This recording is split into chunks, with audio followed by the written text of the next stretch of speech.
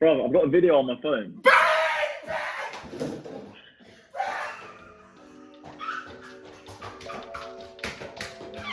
We was meant to be friends!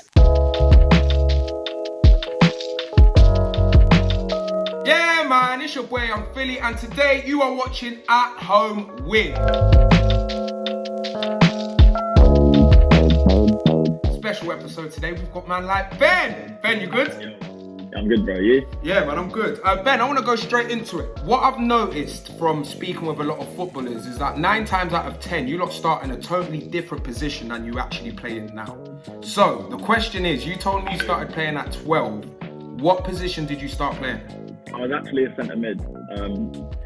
So yeah, I was centre mid, and then literally when I went to Leicester at 12, my first game, I think that the left back must have got injured maybe, or just was ill on the day or didn't turn up. So the coach said, "Who's left-footed?" And I was left-footed, so he just put me at left back, and then literally just played left back literally since that day. So was it a case, you see, like when you started playing left back, was it a case that you didn't enjoy it, but you kind of just did that to secure a place in the squad, so to speak, or? Yeah, literally, yeah, it was. Even till like 15, 16, like I'd always go and see the coaches and say like if I get a chance to play centre mid, can you put me there, because I prefer it there a lot more. But like you say, just playing left back, it was just an opportunity to play, because I was never going to play centre mid because there were so many centre mids and there was no one at left back. So it was kind of I was just making do, like they were just putting me there because there was no one else to put there. And then yeah, it was really only when I was at 16 that started to just kind of embrace it. And was that yeah. I'd love to touch on the mental side of that, you know, Ben. Was that mentally challenging? Because essentially at that time we played football because we loved doing it, and essentially that little love has been taken away from you because you love centre mid. You get me? And now you're at left back. So as your mental, did that affect you going maybe into the games? Was you performing a bit maybe not as good as you normally do? Yeah, it affected me, like, because obviously I was always a centre mid from when I was at 6 to 12, and it was always a position that I loved. And even like when I was at Leicester, even though I was playing at left back and playing on the weekends, like in my head I always thought like I'm way better in centre mid than I am at left back. So like I know if I can play centre mid, I'll be doing a lot better than I'm doing now. Wow. Just had to get on with it really. And I remember I always used to maybe like every 5 or 6 games I'd get 10 minutes at the end of the game in centre mid or something, because someone might come off because we're winning 6-0 or whatever. And yeah, I just used to love that little 10 minutes of getting centre mid, but it would never really come around too often. And then yeah, like I said, when I got like 15, 16, it kind of started to enjoy playing fullback when I realised like you can go forward a lot more and stuff like that. Talk to me about winning a Prem. Yeah, mad. That memory was deep because I mentioned Prem and you smiled. Yeah, that season was nuts. It was just, I think I was 18 at the time. Yeah, bro, it was mad. But it was my first season in the first team as well. Was that your first ever season? Yeah, that was my first season in the first team. Like, I moved into the changing room like halfway through that season. Because I went on loan at Huddersfield for the first half, and then Jeff Schlupp got injured. So then I had to come back to my loan. And I think it was like around January, and Leicester were first at the time. And I come back and then moved straight into the first team changing room. And then from January till May, when they won the league, bro, it was just nuts, man. Just seeing them winning every week, and you know, obviously it was good vibes around the training ground. It was just, bro, it was mental. It was so cool. Ben, where was you when you won the Prem? We was at Varda's house, actually. Yeah, do you know what it is? Because I remember seeing a video like that. But I thought, let me ask, because it might not have been linked to when they won the Prem and that vid. What was that like in the house at that moment? That was nuts. I was actually, because I think we was watching the Chelsea. It was the Chelsea Spurs game, and if Chelsea won, then we won the league. And I think it was half time maybe, and Spurs was winning, so we thought, like we've all gathered here for no reason. Like we're gonna have to just hold off for next weekend. And then second half, Hazard just turned it on, bagged the goal, and then that was it. Chelsea won the game, and then yeah, we just turned up. That was bad, because yeah, that even for me, when I was watching that video, like I really felt the energy. Like I don't support Leicester, At that time, I was blue. I was Leicester. Screaming with you, man. It was sick. Really, really good video. Just watching it. So the emotion in that room, like, there's so many different emotions, you know. Like, I remember seeing Danny Simpson was crying. What's his cry, like a deep one, like them crying? Like a deep one, like emotional. Like, obviously he was 30 at the time. He'd worked his whole career for that. Like, so that was an emotional one. It was just so many different emotions. Like, obviously everyone was buzzing, but people was having heart to hearts and stuff about their careers and that. For me, it was just very surreal, man. For me, because I was just 18, I was just like embracing it all, just soaking it all in, really. Like, I didn't play one game that season, but I was in all the squads and that. So for me, it was just cool seeing like all these people that have like worked most of their careers to win the league, all just letting like so much emotion out and that. And whose idea was that as well? Was that Vardy's idea to get everyone around? Yeah, that was Vardy's idea. Yeah. Oh, that's nice, man. Yeah, I think he just, cause obviously like we're a proper close team and that, and he just wanted us all to be together for when it happened. So he got everyone over and like done dinner and that, and yeah, it was just a sick night. And then it got to like midnight and we all ended up going to like some absolute dive in Leicester. And yeah, it was just a good night. Yeah, man, sick. Obviously 18 winning the Prem, that is a massive memorable moment. But is there anything else in your career that's been a massive highlight? Something you can't ever forget? Something that, you know, really gets you going and makes you excited?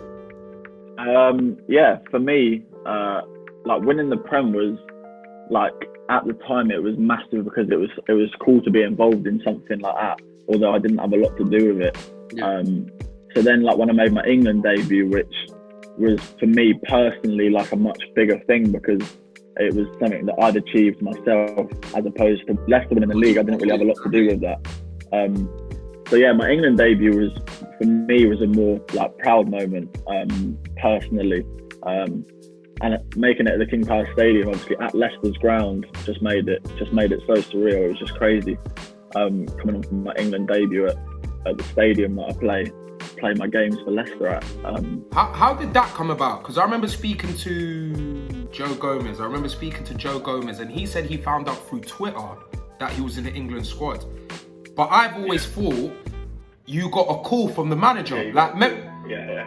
But he found out through Twitter. So how did you find out? Is what I want to know. To be fair, I don't really know, like, because I always used to see the same thing what you said there. Like, I always used to see people getting phone calls and that, but I was actually away with England under 21s at the time, and we just played Holland, and then the next morning woke up and the England under 21s coach, I think Luke Shaw got injured actually in the Spain game, and then the second game was against Switzerland at the King Power Stadium. And yeah, I remember AD Buford, who was the 21s coach, just saying that it was me and Damari Gray that we was like called up to go into the senior squad. And yeah, it was just crazy. It was like a 3-hour journey, and I remember in the car there, me and Dimmy was just buzzing. Obviously nervous and that as well, but just buzzing really. Do you tend to do the swapping of the shirts after the game? Like, it's not really anything like something that I'd want to get people that I look up to or like or things like that. But when I play against my friends, I think it's always pretty cool to try and get their shirt, because you know, when you finish your career, you can look back and see like your friends and that hopefully will all still be cool then. But you know, we can look back and say that we all played against each other and that. And so yeah, I don't really swap against people that like I look up to, which I know a lot of people do. It's something I've never really done, but yeah, like if I'm playing against a friend or something, then I always try to grab their shirt after. And that's what I should start doing, innit? I should start like getting the footballers that I interview, get a little shirt from them, sign that man them for me, put that up in the yard, then have like walls of like everyone I've interviewed. That would be a good idea, innit? A lot of people do that. Yeah, in your position, there'd be a lot of people doing that. So. Yeah, I reckon that would be a good idea, man. Because you lot are already up like massive superstars now. So like 5 years to come when you man hit your prime. Mad! Yeah, you've interviewed some big dogs as well, bro. Yeah. What? Chunks has done Ronaldinho. And you see what they make me do on this channel? They got me an ice bath while Chunks is in Brazil with Ronaldinho. Play me? Yeah. What is he doing here then? That is a defeated man, guys. Billy's defeated. What, bro? They're putting me in ice baths. You ain't even seen what they got me doing on it. So seeing as you only collect your friend shirts, What shirts do you have? My first shirt was Delhi's, because obviously we've grown up together. And my debut for Leicester was actually against Spurs. So got that against. Obviously that was cool. Got Delhi's shirt after that. Jack Grealish at Villa. Boys that have been at Leicester that have moved on. So like Riyadh, Mahrez grabbed his when we played City. Raheem Sterling got his. Harry Kane. Ross Barkley, just boys really that I play England with, that when I play against them on weekends, get to grab their shirt. I like Ross Barkley, big baller. Oh, bro, baller, funny guy as well. Yeah, is he? Yeah, man. Who's the funniest player? Who gives you like the most jokes? Do you know what, yeah, if you ask anyone at Leicester, you wouldn't think this, but they'll all say the same thing. Andy King. Bro, serious. He's hilarious. No way! So dry, like he just has people off every day. No way! He's a. Oh no, never thought Andy, you know. Nah, bro, no one thinks that. But if you ask anyone who's been at Leicester in the last 5-6 years, I promise you, everyone's saying Andy King. He's the joker, yeah. Bro, he gives the whole changing room too many jokes. Obviously, he's not here now. He's moved on to Huddersfield, but he keep the changing room so light-hearted, like in difficult times and that with his jokes. Oh, I love that. He's a funny guy, man. Now that we're onto like teammates and that, well, old teammates in Andy's case, who's the DJ in the changing room? Mixes up, to be fair. Home games, I do the music. And then away games. They gave you that responsibility, Ben, yeah? That's a big responsibility, you know? It's a big responsibility. It was the beginning of the season, actually. I remember I just put my music on one game and then we won. I think it was against Newcastle, we won 5-0, and my music was on before the game. And then it's kind of like a superstition sort of thing. So like the team was like, we'll just keep it the same. Like, yeah. And they were listening to his music, so we'll just keep it the same. And then since that, the home games, it's just kind of been me now before games. What sort of music you playing in there? From the old players. I play, you know, the playlist Rap Life on Apple Music. It's just all like the new hip hop and that. Okay. But yeah, I get a lot of hate from a few of the older players. Like Casper hates it, Johnny Evans hates it, Michael Brighton hates I know it. The younger ones don't mind though, innit? James, Damari, the man are all singing back with it, you know? Yeah, and we've got a young changing room as well, so yeah, we're pretty like dominant in terms of like the music, because there's a lot of us that like that sort of thing. So Casper and I just have to hold it, really. Cool. Away from football, what sort of stuff are you into, bro? Like, are you big on shopping? Like, do you like going to, obviously we're in a situation right now. I hope everyone is staying safe, of course. But when, do you like going out to concerts and stuff like that? Are you into music massively? Yeah, obviously in the summer. I've actually got a funny story I was going to bring up to you at the end. You won't remember, yeah? When I was like 17, 18, I met you at Wireless. Oh, no, you didn't! Man, no, you didn't! Man! I was just screaming down the corridor. No, you didn't, man! Bro, I've got a video on my phone.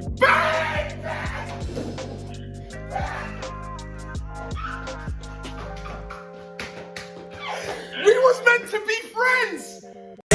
Yeah, man, lump it, slump it. My Donny Stem don't eat crumpets. I'm with my brother Ben. Yeah? What? Baller, the man of. Bro, it was the funniest thing, because I remember I think you was doing something for like some YouTube channel. Yeah, questions. I used to do something called Awkward Questions, like riddles and that. That was it, yeah. And I think I'd seen a few of them on YouTube, and I seen you. And I was at 17, 18, and I was just fanboying. And I come over to you, I remember. It was at Wireless. It was, I don't remember where, near the main stage somewhere. And I just come over, bro. And yeah, we just done like a little video. But we was nice to each other, yeah? Yeah, we was cool, yeah. Oh, thank God. Thank God. Yeah, we was blessed, man. There was no hate there. Ben! Hey, this is beautiful, you know? People, hold on, Ben. Let me give the people at home a message. Listen to what I've learned from this year. Be nice to everyone, bro. You don't know when you're going to talk to that person again. In this case, I'm working with Ben. Ben could have come on here and gone, hey, blood, remember that time I saw you on Wireless and you was all rude, yeah, and spat on my girl's drink? He could have said anything. Do you get what I'm saying? That's the first thing I asked. I said, Ben, was I nice? Did we get on? Do you get what I'm saying? Yeah, bro, you was. Oh, I'm glad, Ben. I actually interrupted you as well. You was doing a YouTube thing, and you was very cool, man. You was very cool. I remember I was buzzing off it. Big Premier League baller stopping me. That is Ben, you put a real smile on my face, you know. This is genuine. This ain't for the cameras. Wow, we've met, Ben. That is amazing, though. It's really put a smile on my face, Ben, man. Yeah, bro, I remembered it earlier when I found out I was doing this with you. And then I went through my phone, my Snapchat memories, and I seen it and started creasing to myself. Ben, what's your favourite trainer? To be fair, my most common one that I wear, because it goes with everything, is the Air Force Ones, really. Is it, yeah? Yeah, but I wear them when I go out and stuff. Because yeah, it goes with everything. You can wear it with trackies, you can wear it. Are you just like the standard like white or black ones, or do you like ones just white ones? Yeah, just literally just white ones. Yeah. Look, these are my favourite trainers, Ben. Jordan 1s. I think they are the best trainer in the whole entire world.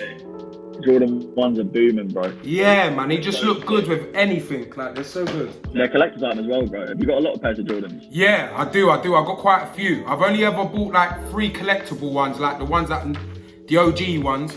But apart from that, I don't think I'll do it again. It is very expensive, man. I can't lie. Yeah, it is, yeah. But now Jordans are sick, especially with the whole Last Dance documentary now.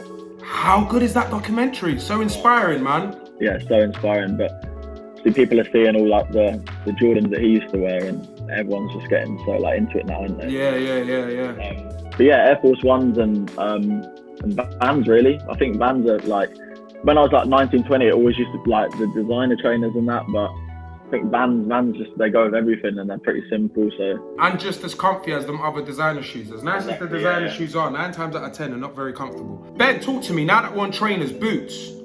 Has it always been the Merkle Vapors for you? Have you preferred something else? Have you ever gone to the Tiempos? I was Hyper Venoms, so I signed with Nike when I was like 19. Wow, big.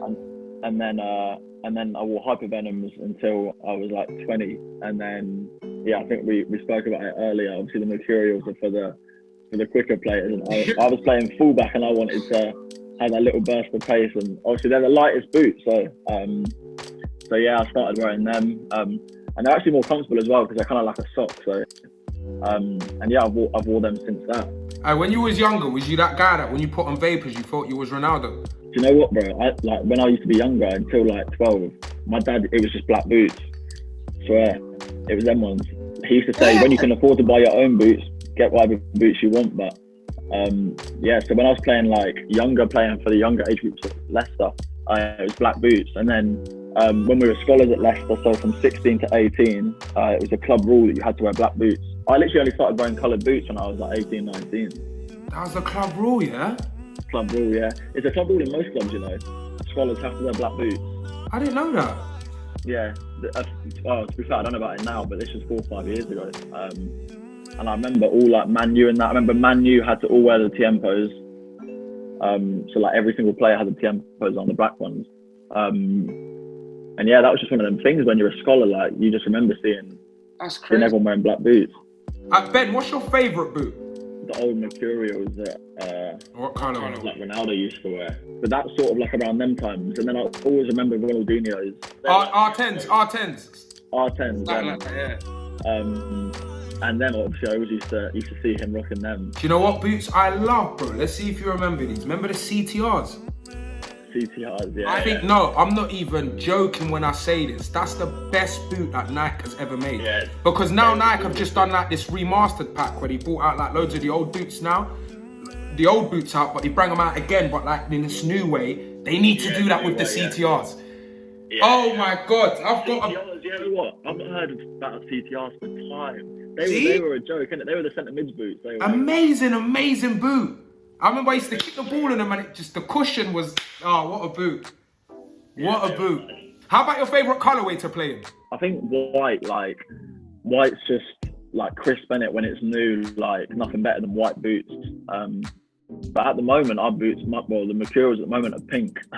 For me personally, I prefer to wear like colourful boots and stuff. Don't know why, just something mental in my head. Like I feel like just quicker and stuff when I wear like colourful boots. As opposed to black boots, I just feel like a bit heavier in that. So. That's mad, isn't it? So mad, man. And it does give you that extra edge as well, though, innit? You feel like you are running fast. You feel like... That's why I asked you earlier, when you put on those Mercurials, do you feel like you're more like Ronaldo, like skillful? Because that's how I felt. I used to put on my... You literally do. It's mental, like how... Like there's so much mental stuff to do with football that can like improve your game. it's crazy, man. Like you say, because the boots are black boots or white boots, both Mercurials, they're the same weight, obviously, but you just feel so much lighter in the white ones. I don't know why, but it's mad. It's nuts. It's nuts. Hey, I'm glad this is coming, yeah, from a Prem baller, because if I was to say this, Philly, you're so dumb, man, you don't even know nothing. I'm glad it's Ben agreeing with me as well. Which pairs of boots have the biggest memory and even history to them? A boot that probably, like, when I think of boots, I remember first is probably like the Nike Tiempos. Yeah. You know, like the black and white ones with the little tongue, because they was like the boot that obviously we all had to wear when we was younger and that. So, yeah, that for me is probably the most memorable. The Prem's coming back. How do you feel? Were you excited? Was you waiting for this? And did the break as well do you some good?